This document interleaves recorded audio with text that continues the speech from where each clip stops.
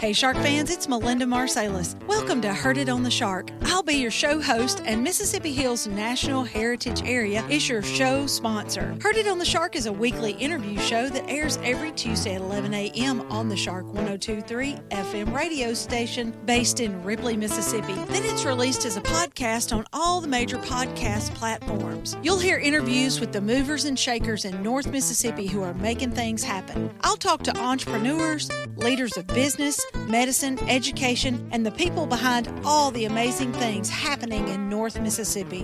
When people ask you, how did you know about that? You'll say, I heard it on the Shark. Heard It on the Shark is brought to you by the Mississippi Hills National Heritage Area. We want you to get out and discover the historic, cultural, natural, scenic, and recreational treasures of the Mississippi Hills that are right in your backyard. And of course, we want you to take the Shark 102.3 FM along for the ride. Musical credit belongs to Hill Country Blues guitar legend Gary Burnside and the late great Buddy Grisham, playing Long Way Home from their album Acoustic Brothers, which was recorded at Sun Bear Studio in Ripley, Mississippi.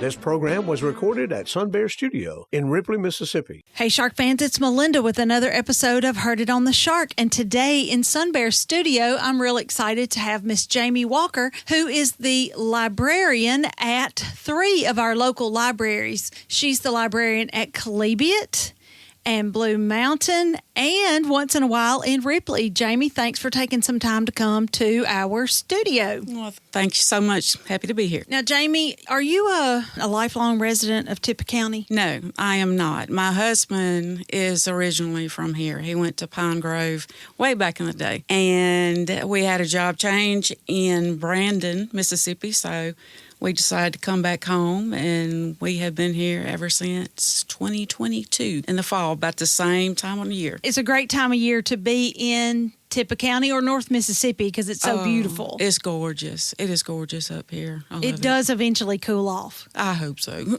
I hope so. All right, now, and so you're not a lifelong Tippah County resident. Are you a lifelong librarian? No, I was going to my library with my son. And I always do. Whenever I move somewhere, that's the first thing I find is the library. So I was up there and I saw the notice on the door looking for part-time help. And instantly I jumped on it. And that's how I got started with the library. Chalybeate or Blue Mountain are you talking about? Initially, it's Ripley. It was just whenever they needed extra help or working Saturdays, that's what I did. That's what I started out doing. Then the second step was Chalybeate. They needed somebody over there on Thursdays. And I was like, sure.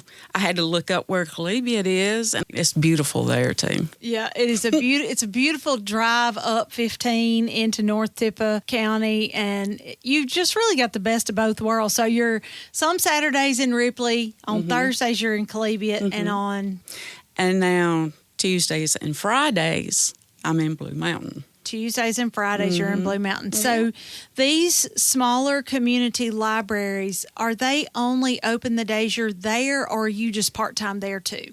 Yes, they are only open when I'm there. The library system is, I won't say underfunded, it's funded in such a way that the smaller community libraries can't afford to be open all the time. Unfortunately, yes. When you're there, it's open. When you're not there, it's not open. It's closed if I'm not there. Right. Blue Mountain is Tuesdays and Friday. Right, from 11 to 5. 11 to 5. Chalybeate is 12 to 5 on Thursday. The library at Ripley is open all week. Yes. But you're the Saturday librarian. I'm the every other Saturday, and if they need an extra hand. I always like for our Shark fans to know the things that are going on great right in their backyard. So give me some things that the library is used for that they may not think of. Well, like I said before, whenever you move somewhere, the first thing you need to do is find your library, because they have internet access.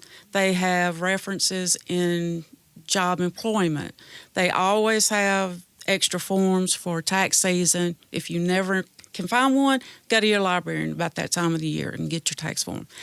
It's just a good way to get your foot into the town, so to speak, to kind of get out and see what's out there. And during the summer, there's summer reading programs. There's always some little program going on. If we don't know, we can always find out what's going on. I think Albert Einstein said the only thing you really need to know is where the library is. And that is so true. It's so funny. I did live in several towns growing up, and some of my only memories of each little town is the library. So it is very important. And I was a kid, so it's important to children too, because there's good continuity there. Yes, they get so excited when they come and they get their own library card. It's awesome. It's great. Let's talk about that. So you can go to any one of these 3 libraries, and do you have to be a resident of the county to get a library card? Well, we have several libraries that they can go to get a library card, but yes, they need to have a local address.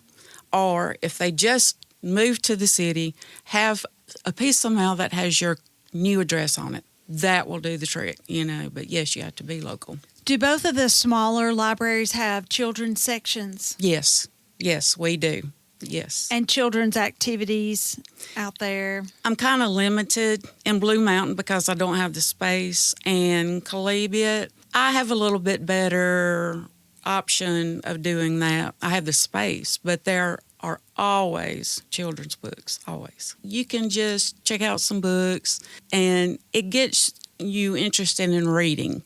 And then when you're interested in reading, it's definitely an important part of the neighborhood. And it gives people somebody to see and know and connect with. There's lots of people out there who their librarian is very important to them because they don't see that many people during the week. Right. A lot of people can't get out. They're confined to home. Or the kids, they're in school all week. Okay, I want to see somebody different. It's a good way to keep in touch with everyone, get out.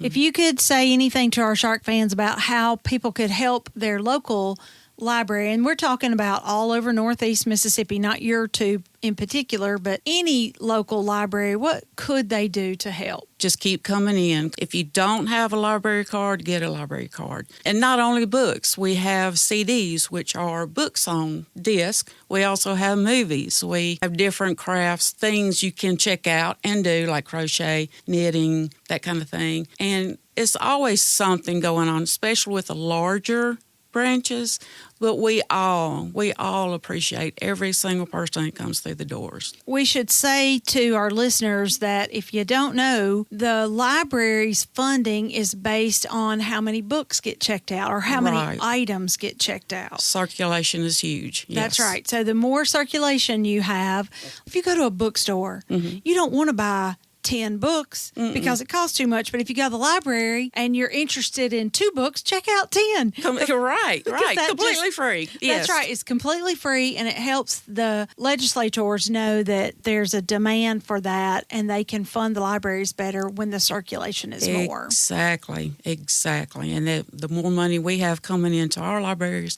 the more books we can buy for y'all and more books to check out. That's right. Yeah. So just go in and willy-nilly check out books. Oh, man, yeah. Come on in. Just look and browse, and if there's something you can't find, just ask. We can do a search and find whatever you need. And if what you want is checked out, we can reserve it. We'll put you on the list, and you'll be the 2nd or 3rd person, but we will get it to you, no doubt. One last question. Are the 2 smaller libraries, Chalybeate and Blue Mountain, part of the Northeast Mississippi Regional Library System? Yes, ma'am. They are. So that means that they can borrow books from each other within the library system, right? If you don't have it, they can borrow it from another library. Yes, exactly. Yes. If we don't have it in our particular library, we can get it if the other branches have it. Jamey, thanks so much for coming in. Libraries are one of my favorite topics to talk about. I appreciate you coming in and sharing your passion for libraries. Oh, absolutely. And thank you so much for having me. And please, guys, just go to your library. Just check it out. If you don't find a book, we'll find one for you. Thank you so much. Now, Shark fans, that's it for this edition of Heard It on the Shark. Tune in every Tuesday at 11 a.m. to find out what's going on from other local community leaders like Jamey. If you have a question question, a comment, or suggestion for an interview, or if you want access to this interview, you can head over to our website, shark1023.com, and click on the podcast tab. Keep it tuned to the Shark 1023 and have a great rest of the day. The Mississippi Hills National Heritage Area was established by the United States Congress in 2009 and represents a distinctive cultural landscape shaped by the dynamic intersection of Appalachian and Delta cultures. This intersection has produced a powerful concentration of nationally significant cultural icons, including King of Rock and Roll Elvis Presley, First Lady of Country Music Tammy Wynette, blues legend Howlin' Wolf, civil rights icons Ida B. Wells Barnett and James Meredith, America's favorite playwright Tennessee Williams, and Nobel laureate William Faulkner. The stories of the Mississippi Hills are many and powerful, from music and literature to Native American and African American heritage to the Civil War. The Mississippi Hills National Heritage Area supports the local institutions that preserve and share Northeast Mississippi's rich heritage. Begin your discovery of the historic, cultural, natural, scenic, and recreational treasures of our region by visiting the Mississippi Hills National Heritage Area online at mississippiHills.org.